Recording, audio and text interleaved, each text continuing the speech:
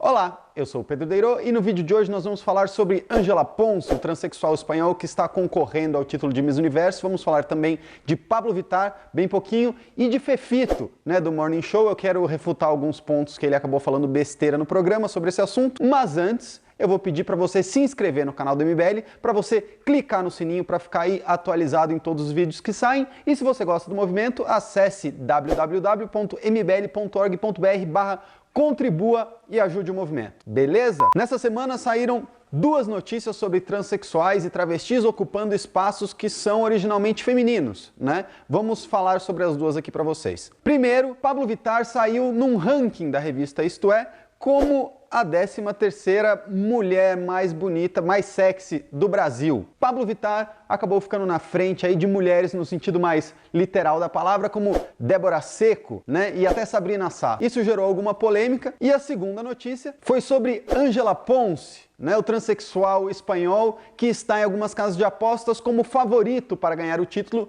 de Miss Universo. Justamente ele que é o concurso de beleza que é o ápice, da beleza feminina. E lógico, muita polêmica nas redes sociais, muita gente falando que isso é empoderamento, muita gente falando que isso não pode, que isso é absurdo, mas muito pouco argumento sólido refutando, qual é o problema com isso tudo. Quando eu estava pesquisando para construir a argumentação desse vídeo, eu caí no Morning Show, Eles estavam discutindo no programa da Jovem Pan justamente esse caso da Ángela Ponce. O Fefito, meu Deus do céu, ele fez uma argumentação medonha, uma argumentação horrível que eu vou aqui trazer para vocês só para refutar ela, e aí eu vou pegar uma pergunta que é relevante que ele faz no final do vídeo e vou construir o argumento que era o original. Tá bom? Vamos ver o que o Fefito falou aqui. Então, o primeiro grande argumento, a primeira grande besteira que ele fala é de que geneticamente os transexuais, após alguma terapia hormonal, seriam iguais às mulheres. Isso não existe, tá? Não existe nenhuma terapia hormonal que tem capacidade de mudar o cromossomo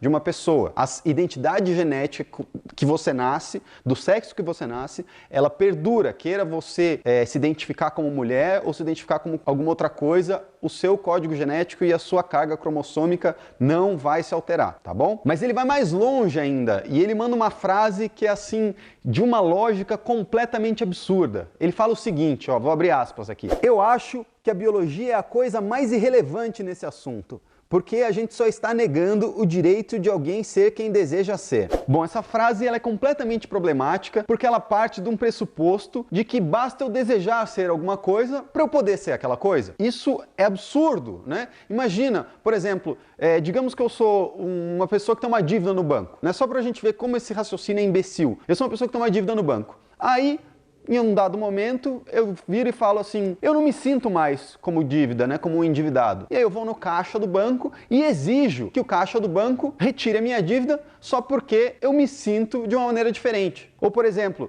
se eu sou uma pessoa que gosta muito de jogar dominó com os meus amigos no domingo, gosto muito de usar calça caque e boina e me sinto como um velho preso num corpo de um jovem. Eu não posso exigir que o governo brasileiro me conceda uma aposentadoria por causa disso. Então, nós não podemos ser aquilo que nós desejamos ser, Nós não podemos. Existem limitações biológicas para os nossos desejos que transcendem a nossa vontade, que transcendem a nossa autoimagem, beleza? Então essa ideia de que as pessoas podem ter direitos baseados na sua autoimagem ou baseado naquilo que elas se percebem ou como elas se sentem é perigosíssima. E as pessoas que se percebem como transexuais, elas têm que ter os mesmos direitos de todas as outras pessoas, nem mais, nem menos. E aí, na sequência, ele faz uma outra pergunta, e uma pergunta, assim, muito relevante, que eu quero usar para construir a linha de raciocínio desse vídeo. Ele pergunta, abre aspas de novo, por que o fato de alguém ser menino ou menina afeta a sua existência? Esse é um argumento muito usado pela esquerda, E é um argumento que eu vou trazer aqui uma pensadora que é lésbica, que se já denominou trans, para explicar justamente qual é, a razão da gente ter tantos transexuais na arte, tantos transexuais aparecendo aí na nossa cultura, e ela fez um diagnóstico muito interessante. Vamos ver o que ela tem a dizer. Lhes apresento Camille Paglia. Camille, na minha opinião, é uma das mulheres intelectuais mais eruditas vivas hoje no planeta. Ela é PhD, ela é PhD em Yale, e ela escreveu um livro maravilhoso chamado Sexual Persona. Nesse livro, ela estuda a identidade sexual na arte humana em milhares de anos, e ela chega a algumas constatações bem interessantes. Ela argumenta que justamente nesse trabalho dela, do Sexual Persona, a transexualidade na arte aparece em momentos específicos na história, né? Não é na história inteira que ela se faz presente, mas em alguns momentos ela aparece e é muito, muito utilizada. E ela argumenta que uma das causas disso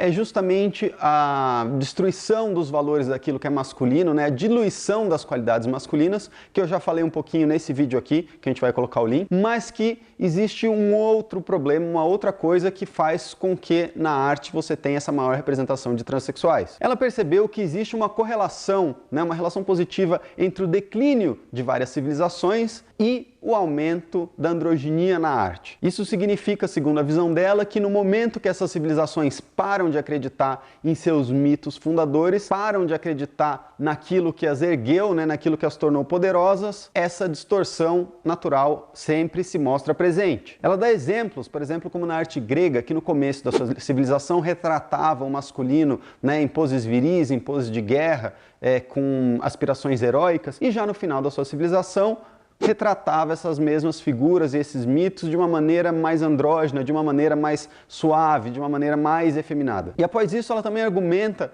sobre as pessoas que moravam, né, nessas civilizações nesse tempo de declínio, e ela fala que todas elas compartilhavam um certo viés cosmopolita, um certo viés de uma maior tolerância sobre as preferências sexuais dos outros. E ela dá esses exemplos e diz que isso aconteceu, né, tanto na civilização helênica, quanto na civilização romana, quanto na Alemanha de Weimar, quanto na época de Oscar Wilde. E ela diz que quando você observa isso através de uma perspectiva histórica, fica muito clara essa constante, né, de que quando uma civilização para de acreditar nos seus valores, quando uma civilização para de glorificar o masculino e o sacrifício heróico no poder construtivo que esse sacrifício tem para formar a sociedade, a transexualidade aparece nas artes. Outro fenômeno curioso é que justamente na fronteira dessas civilizações, outros povos começam a se aglomerar. Povos esses que ainda mantêm uma fé muito grande na tradição heróica da masculinidade, né? Sejam eles os vândalos ou os hunos do passado, ou os bárbaros do Ísis nos dias presentes. E sobre essa particularidade,